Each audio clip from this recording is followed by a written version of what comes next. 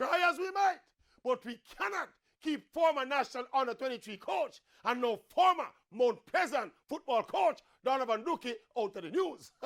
We see now where Duke is threatening to sue Mount Pleasant for some $16 million for what he claims are unpaid severance and damages for unfair dismissal.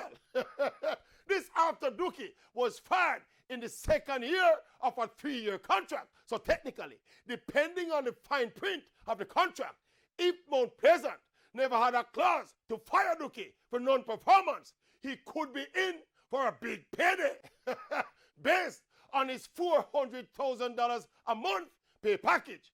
Add that to the rumored $3,000 a month, which is another 400,000 Jamaican dollars per month that he got as the under 23 coach. We can say what we want to say about Duke.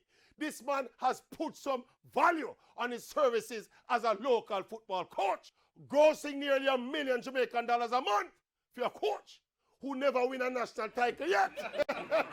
Now, what is the say to coaches like Jerome Waite and Admiral Bailey and Lenny Hyde and Dr. Dean Weatherly, just to name a few, local coaches who have won multiple national football titles and them never hold them kind of money there yet. Right now, Duke is a pioneer for local coaches, opening up their eyes to what is possible.